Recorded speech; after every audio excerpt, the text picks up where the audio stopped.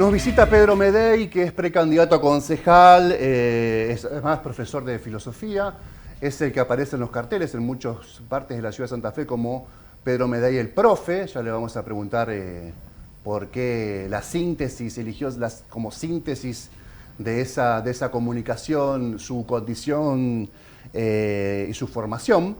Encabeza la lista Jóvenes 100% Santafesinos, que es el espacio que lidera históricamente Oscar Cachi Martínez, y bueno, tiene una expectativa importante para pelear dentro de la interna del PJ un lugar en la lista definitiva que se va a dirimir luego del 13 de abril y que va a posibilitar al PJ tener ser una oposición, bueno, de hecho lo es en términos formales, dentro del Consejo Municipal, y también puede ser una gran ocasión para que 100% Santafesino, que supo tener 4 concejales, me parece, en alguna oportunidad, en el Consejo, tener otra vez una vitalidad, un músculo político dentro de la discusión parlamentaria municipal. ¿Cómo te va, Pedro? Gracias por haber venido. Bueno, no, gracias a ustedes por invitarme. ¿Vos cómo estás? Yo bien, bien. Bueno, Si no te puedo contar, pero no tenés tiempo.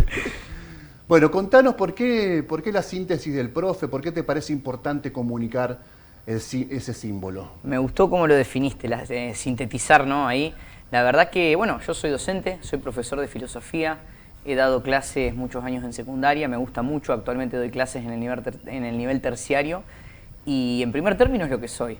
Y en segundo término me parece bueno en este momento poner en valor, poner en agenda la importancia de la educación, la importancia de las escuelas, la importancia de la tarea de los docentes, de los profes, de las maestras, también de los asistentes escolares que, si bien no son docentes, cumplen un rol dentro de la tarea educativa y por supuesto de los directivos. Y también, bueno, esto del profe va de la mano de nuestra bandera, nuestro símbolo, que es el guardapolvos, que bueno, ya no se usa tanto en las escuelas, pero que todos sabemos lo que significa. En la Argentina hubo un momento donde no había escuelas para ricos y escuelas para pobres, había escuelas para chicos y para chicas, ¿no? Y bueno, por supuesto ahí que iba el hijo del ingeniero, el hijo del arquitecto, pero también el hijo del peón, de la costurera, y por supuesto que el hijo del profesional tal vez tenía ropa de marca o renovaba la ropa cada tanto, y por ahí el hijo del peón tenía la misma remera todo el año y el pantalón remendado. Y el guardapolvo, a mí lo que me parece interesante, no es solo una cuestión de igualdad, porque yo digo la verdad, no somos todos iguales y las diferencias son buenas. Pero el guardapolvo lo que hacía era que nuestras diferencias de origen, nuestra procedencia, si venía de la familia tal o la familia cual, de un barrio o del otro, no fuera un condicionante determinante para nuestro destino, ¿no? Entonces, delante del asenio, delante del profe, todos teníamos el mismo derecho a aprender, todos teníamos el mismo derecho a crecer, todos teníamos el derecho a pensar que podíamos tener un proyecto de vida. Entonces, a mí me parece muy fuerte como símbolo la educación, que siempre en la Argentina la hemos tenido en alta estima como algo que genera oportunidades, que permite corregir desigualdades, que permite salir adelante. La movilidad ascendente. Bueno, en algún momento se habló de movilidad social ascendente. Nosotros yo creo que hoy tenemos una Santa Fe muy desigual, muy inequitativa, y de alguna manera es como que no tenemos una Santa Fe en la que todos los ciudadanos tengamos un guardapolvo blanco. Las diferencias se notan y las diferencias condicionan. No es lo mismo querer ir a la escuela o querer tener estudios superiores si uno vive en zona centro que si uno vive en zona noroeste. No es lo mismo querer acceder a la salud si uno vive en Candioti que si uno vive en la zona centro-norte. No es lo mismo querer ir a pasear a algún lugar de la ciudad si uno vive en la zona de la costa que si uno vive en Siete Jefes. Entonces, por todo esto, a mí me parece que la idea del profe nos sintetiza y nos expresa muy bien a mí y a todos los que integran la lista. Pero ¿cómo es tu recorrido en la militancia? ¿Sos de haber ingresado recientemente al espacio político primero y a la vida política? Y si fueron juntos, porque uno puede ingresar como una militancia estudiantil y después optar por ingresar a la militancia dentro de un espacio político, digamos, que tiene su propia organización. ¿Cómo fue ese recorrido? Bueno, no, yo cuando estaba en la escuela me interesaba ver qué podíamos hacer para resolver cuestiones comunes, Ese momento era previo al año 2013, que es de la ley provincial de centro de estudiantes, así que no podíamos tener centro de estudiantes porque queríamos y dependía de la voluntad de los directivos. Hoy ya no es así, pero después en la universidad sí pude participar de los centros de estudiantes y ahí fui involucrándome en la militancia más partidaria, si se quiere, y más con toda la ciudad, ya desde hace 14 años dentro del sector en el que participo. Y bueno, fue un recorrido, fue aprender, digamos, cuáles son los roles de un concejal, cuáles son los roles de un intendente, qué es lo que puede hacer un diputado, cuáles son las diferentes dependencias y también cómo se construye políticamente y que no hay una sola forma y que hay formas que me gustan más y que abrazo más y que hay formas que no las quiero. Y para mí una forma, que es la que yo elijo, tiene que ver con el conocimiento de la ciudad y con el contacto directo con la gente. Yo sé que decirlo así parece un cliché, pero yo, bueno, acá vine, por ejemplo, con este libro que vos debés haber escuchado nombrar, Santa Fe 450, es una investigación que nosotros hicimos, que se llama así por el aniversario que la ciudad cumplió hace 1 año y medio, que no es un libro que se hizo en un laboratorio o en una biblioteca, es una investigación barrial. Nosotros en 3 años hicimos al menos una reunión en cada barrio de la ciudad con vecinos y con instituciones, en muchos barrios fue más de una reunión, y ese diálogo con vecinos y con instituciones a nosotros nos permitió tener un diagnóstico cabal. Pásamelo mientras tanto, sí. Pedro, no. A ver si, Chachito, podemos, no sé si modifica mucho la estructura, pero acá, capaz que en esta podemos hacer un zoom. De este libro estaba hablando Pedro recién, Santa Fe 450. El libro tiene 2 tomos, este es el diagnóstico macro, también está el diagnóstico micro. Muy bien. El micro analiza barrio por barrio, con los testimonios de los vecinos, con gracias, encuestas. Leo, muchas gracias. Con sí. la historia de los barrios, con los mapas. Digo yo, ¿quién tiene el mapa de su barrio, no? O sea, la verdad que fue un trabajo taxativo que, como te digo, se hizo yendo al barrio, reuniéndonos en un lugar y hablando con los vecinos. Y el diagnóstico macro, que analiza los problemas estructurales de la ciudad, porque una cosa es decir, en Cabaña Leiva no hay agua hace 2 meses y que la vecina te cuente que ya no se acuerda lo que es lavar los platos en la bacha o que tienen que cargar agua en un balde durante la noche porque es el momento en el que tienen presión. Claro. Y otra cosa es poder analizar estructuralmente la ciudad y detectar que solo el 62% de la ciudad está conectada a la red de agua potable, lo que significa en números de personas que hay 130.000 santafesinos que no están conectados a la red de agua potable y que hay al menos 30 barrios que estando conectados y pagando una factura, sin embargo abren la canilla y el agua no sale, en la triste ironía de ser una ciudad rodeada de ríos, ¿no? Entonces, este análisis a nosotros nos permite tener un conocimiento cabal y actualizado de la ciudad y además un contacto con cada uno de los barrios, un vínculo que hemos forjado con cada uno de los barrios, y por eso yo te decía, en estos 14 años he aprendido las cosas que no quiero hacer y las cosas que sí quiero hacer. Nosotros queremos poner en agenda que es más importante conocer la ciudad que ser conocido, ¿no? Y que haber tenido este contacto con la gente y seguir teniéndolo y estar permanentemente yendo al barrio es la manera de que un concejal puede verdaderamente convertir al concejo en una caja de resonancia de los problemas reales que tiene la ciudad, que son muchos y que son graves. O sea, el libro es un diagnóstico, ¿no? Creo que lo dice incluso. Mira, diagnóstico macro sí. de la Fundación Centro sobre Santa Fe Capital. Es un diagnóstico del cual nacen propuestas. Perfecto. Ahora, ¿cuánto del diagnóstico que acá está plasmado crees que está agendado en la gestión actual municipal? No, muy poco, porque, a ver, es verdad que hay cuestiones que yo siempre menciono, como tema agua, seguridad, energía eléctrica, que exceden a la órbita municipal, pero yo lo que veo es que incluso en las cuestiones que exceden a la órbita municipal, no hay una actitud firme, ni del intendente ni de los concejales, para reclamar por esas situaciones a quien sí le corresponde, que en este caso es la provincia. Y voy a dar un ejemplo claro que sí es de órbita municipal. El transporte, que está muy en noticia en estos días por las líneas que se están habilitando, etcétera. Bueno, nosotros venimos planteando la necesidad de una línea este-oeste hace 3 años, porque es una demanda de miles de vecinos de todos los barrios. Pero el año pasado, cuando el presidente Milei decidió no enviar el fondo compensador del interior, que es el subsidio al transporte, nadie dijo nada. Nadie hizo ninguna acción. Por ejemplo, en ese momento el gobernador de Chubut presentó una medida cautelar ante la justicia federal para reclamar por esos fondos. Yo no vi que el intendente tuviese una actitud firme frente a esa posición o el gobernador tuviese una actitud firme frente a esa posición. La actitud firme fue la de aumentar el boleto, que se fue de 380 pesos en enero del año pasado a 1.440 pesos en la actualidad. Entonces, yo no veo... Te pregunto sin justificar, sí. ¿Cómo le fue al intendente de Chubut, el gobernador de Chubut que presentó el amparo?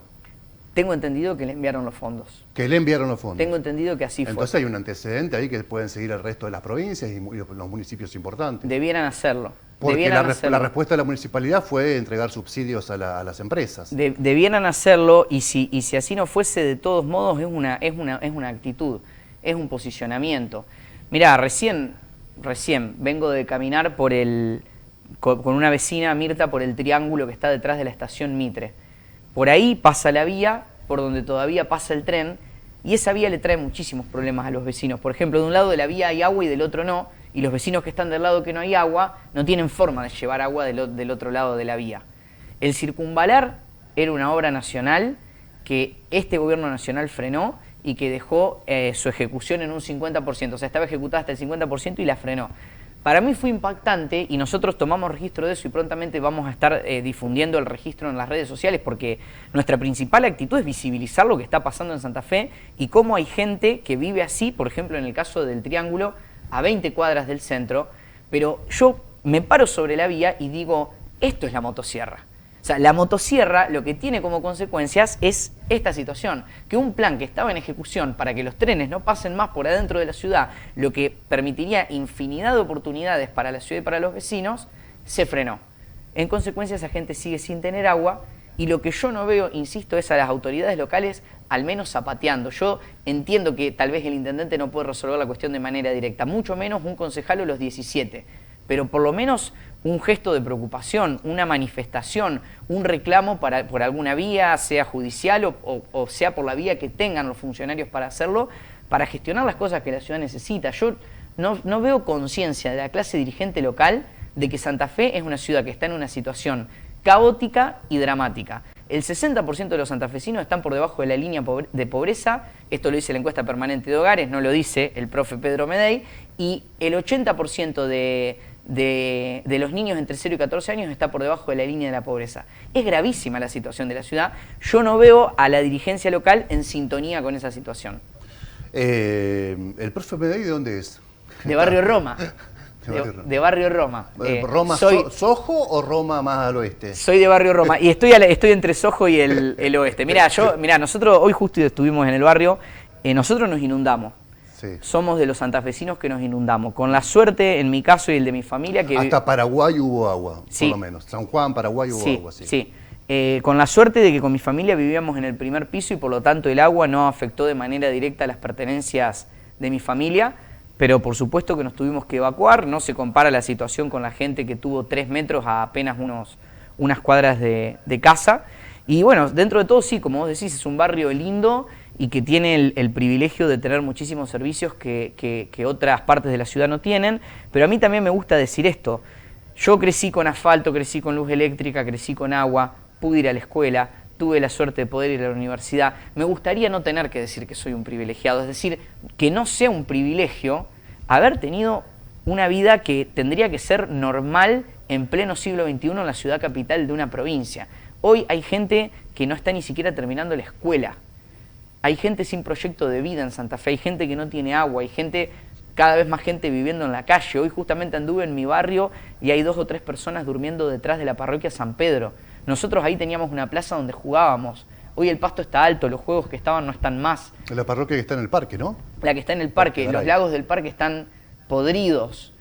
Entonces, es muy distinto el barrio como está hoy al barrio que yo conocí en la infancia. Y la ciudad, en el resto de los lugares, como en el barrio, se vino a pique. ¿Cuál es tu volvemos un poquito hacia atrás. ¿Cuál es tu posicionamiento entonces con la cuestión del transporte? ¿Qué hacer con el boleto? Yo creo que lo que hay que hacer... Con subsidio cero de la nación. Bueno, primero que no hay que dejar de reclamar. Está bien. Punto uno. Visto y considerando que el hombre de la motosierra quiere proceder y seguir de esa manera, yo creo que en Santa Fe lo que es urgente es licitar.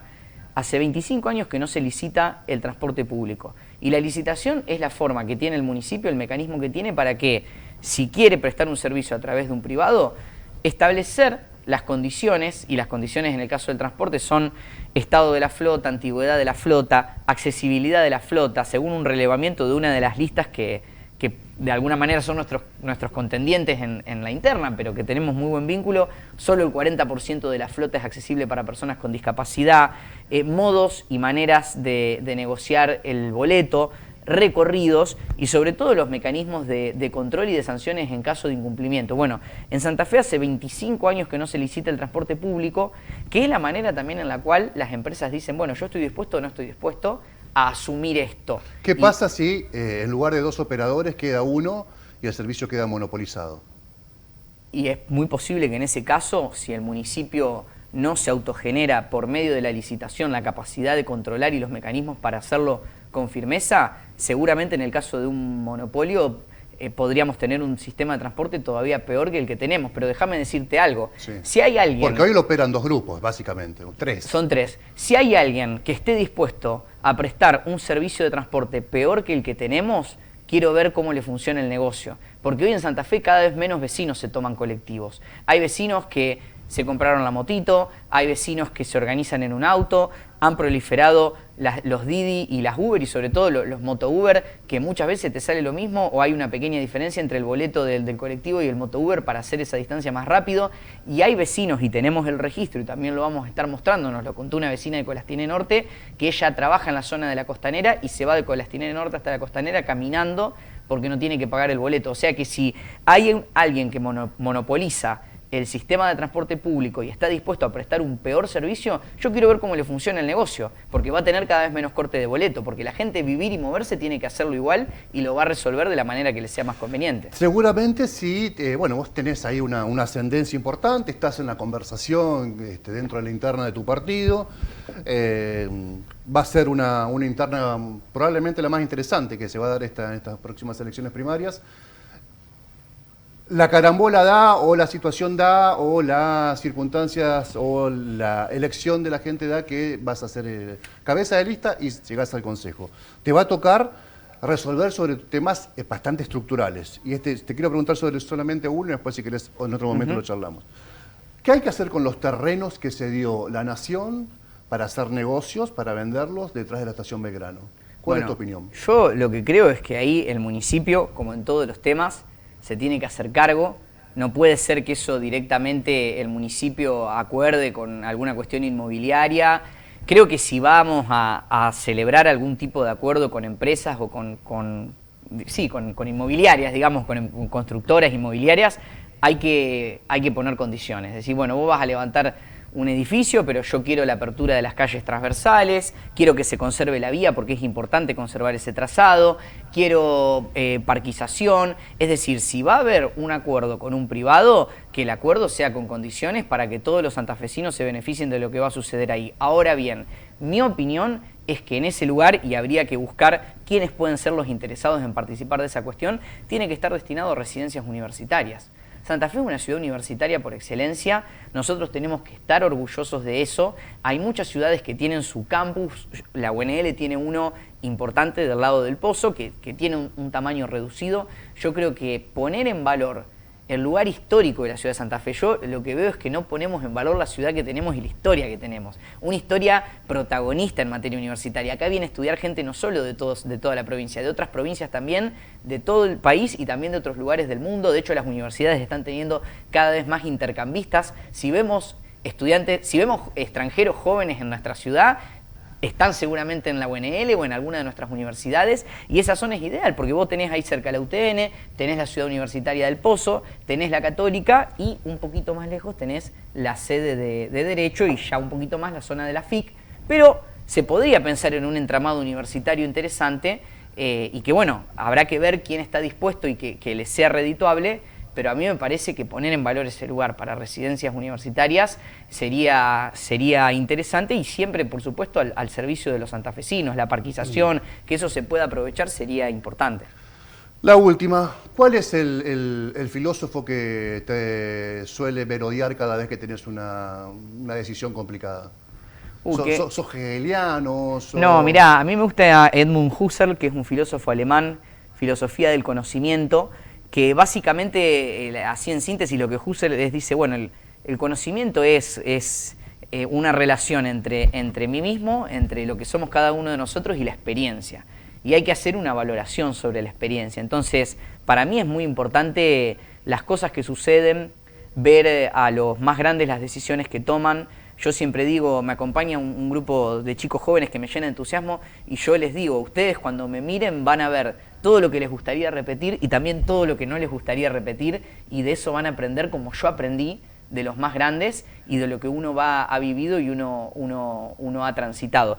Pero si me dejás meter un latillo, hay un hombre que no podríamos encasillarlo como filósofo, que es a mí quien más me inspira frente a cualquier decisión, hablando de hombres de pensamiento, porque yo charlo con mis viejos, tengo mis amigos, pero el Papa Francisco en materia de pensamiento social y político para mí es un referente. En el año 2013 yo tuve la suerte de poder participar en las Jornadas Mundiales de la Juventud en Río de Janeiro, que es un encuentro internacional que se hace con jóvenes de todo el mundo. Éramos 4 millones de jóvenes, fuimos muchos de Argentina, el Papa recién había asumido, y esas fueron las jornadas en las que él nos convoca a los jóvenes argentinos a la Catedral de Río y nos dice, hagan lío. Esa frase famosa fue ahí. Y en la misa final, que es la misa de envío, donde él manda a misionar, él nos dice, vayan sin miedo para servir. Y yo eso lo tengo marcado acá hasta el día de hoy. Pero vos sos católico entonces, practicante. Sí, soy católico. Soy católico. ¿Y Sí, sí. experiencia es sabiduría o no siempre? Es sabiduría en tanto y en cuanto uno haga una valoración. La experiencia no es lo mismo que probar. Cuando uno prueba y no hace una valoración de si lo que probó a uno le corresponde, a uno le sirve, a uno lo hace crecer, seguramente siempre va a repetir lo mismo, sea bueno, sea malo. La experiencia es cuando uno hace una valoración y dice, esto que hice, sí, me deja contento, me satisface, le hizo bien a los demás, es por acá. Esto que hice y acá me la mandé, me gustaría no repetir esto. Yo creo que así uno crece. Y también mirando a los demás. La experiencia también es algo que los demás te regalan. Cuando vos tenés a alguien más grande, que vos ves que hace las cosas de una determinada manera, decís, a mí me gustaría poder ser así, pero esto no me gustaría. Yo creo que eso está bueno para caminar. Gracias, Pedro, por la visita. No, a vos, un placer. Nos estamos viendo en cualquier momento. Un placer. Muchas gracias. Pausa, ya volvemos.